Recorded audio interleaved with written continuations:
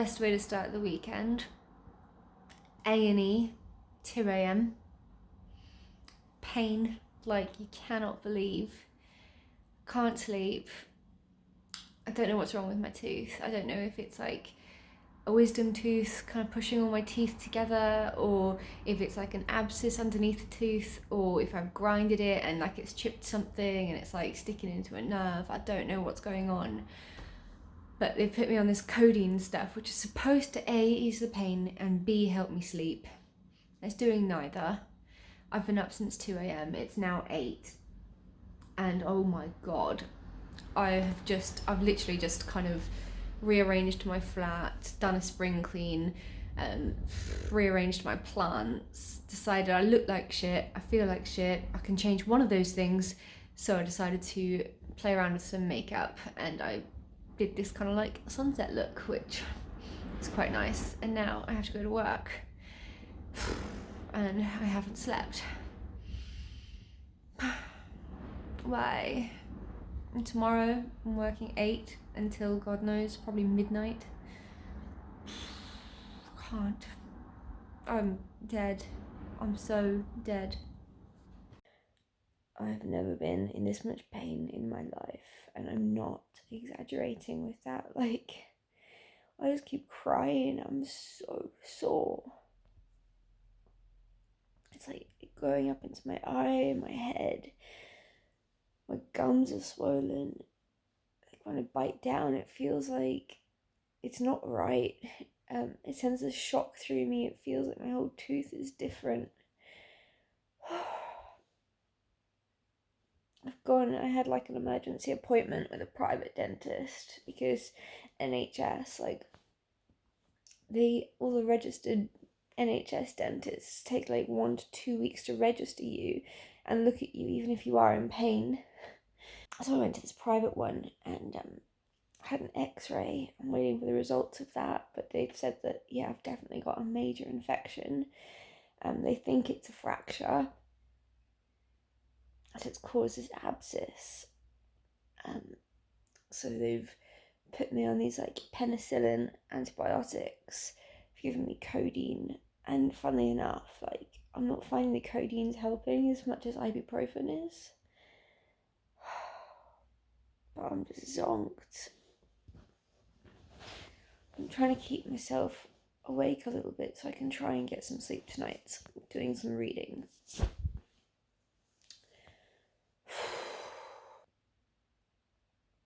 Yeah, I used to think like neck ache was the worst pain in the world, but I've never experienced pain like this in my life. Toothache takes the cake.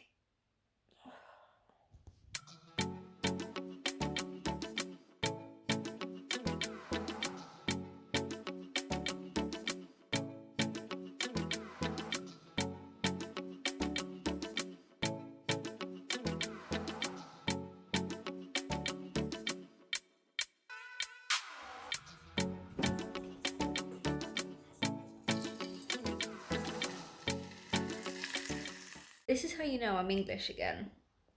I spent like 20 minutes in the sun today, and now my nose is burnt. Had bad news today. Bad news. Got my x-ray results for my tooth. It's not good. It needs to come out. He was nice though, the dentist. He said that he'll give me the x-ray and I can go somewhere else for a second opinion if I want to. He said that he's 90% sure it needs to come out, and he took me through the prices so I can get it pulled out. It's at the back, but I mean, anyone that knows me will know that I have a massive smile. Like, when I laugh, I throw my head back and I fucking bellow. And I feel like maybe confidence-wise, having this big gap, even though it's at the back, is going to affect me. And that, I don't know, like, I'm so sad. This tooth is giving me nothing but issues. Like, a root canal in it how many times, and now it's got a bloody fracture and it's causing an abscess, and it's just going to keep getting infected. So I need to have it pulled out, and I'm an absolute PUSSY and would literally beg to be sedated because I am that petrified. I'm not good at stuff like this. I don't even have anyone to look after me. Like, I'm gonna have a tooth pulled out. Who's gonna come pick me up? I'm gonna drive myself there. I don't have anyone. I hate being alone. Is anyone else as alone as I am? Like, no family, nothing. It sucks, and I don't know what to do, and I'm gonna cry because, like, like, they took me through the different options to, like, get the hole filled up, and they're so expensive. Like, even a bloody denture, like some kind of removable thing, is like a couple of £100. And I was like, fuck's sake, like, my car was a couple of £100. Bloody tooth. Car needs replacing too. Like, as soon as I feel like I'm getting to a good place, everything just fucking goes mad. It's not fair. I want a break. I want to go back to Bali and just surf and be in the sun. Stop getting Rudolph nose from spending 10 minutes in the sun. But yeah, like, so I can get, there's 3 options, I think. I can get a denture, which is the cheapest option. It's removable, but that's only a temporary thing. Then there's the bridge, but they don't recommend a bridge. Don't ask me what a bridge actually is, because I have no idea, but basically, like, he said he doesn't recommend it because the other teeth surrounding the tooth that needs to come out would have to be compromised to get a bridge, and I've had no work done on either of those teeth, and it would be a real shame to do anything to them when it's not necessary, really. So yeah, he doesn't really recommend the bridge option, because I think they've got to, like, shave the teeth down or something, and it sounds so scary. And then there's the option that would be fantastic if it wasn't like £2,500. Like, I could buy about 17 of my car for that price. Literally. I don't know, you get things like payment plans and stuff, but, like, it's just not the kind of stuff I thought that I'd have to be spending my money on, like, when I'm finally getting to a good place in life, you know? Like, I really thought I was finally getting off the ground, and now this happens. When does it end? I wanted to get some savings behind my belt. I'm pretty sure my bloody tyre's going flat, which I'm going to have to take to the garage tomorrow because I think I've got, like, a slow puncture. That's going to cost something. Like, what I want to do is save some money and feel more secure, and one day, you know, get a really nice little car. Not like really, really nice, but, you know, a van would be freaking ace. Like, I'd love to, like, be able to be like, oh, you know what, like, I've always wanted this Fitbit. I'm gonna buy it because it's good for me, it's healthy, and I really want one. Like, it's not, I don't want massive things. I just want some kind of security, and I feel like it's just never gonna happen for me because every time I try and get close to getting there, or every time I think I'm close to getting there, something happens like this. Like, why are teeth so expensive? Just put your face in a can. Fucking fuckers. But yes. This is where I am right now. Finally finished my antibiotics. I'm frustrated. I'm sunburnt after an 8 a.m. suntan session. 8 a.m. Do you realise how weak those sun rays are? I'm not in a good mood. So here's hoping Joe Goldberg can cheer me up. There's been a lot that's happened. Oh my goodness gracious. He has done his first victim. He got caught red-handed. I was like, oh my god, how are you going to get out of it? And it's just like, it's going absolutely bizarre. Like, definitely not the way I thought this book would go.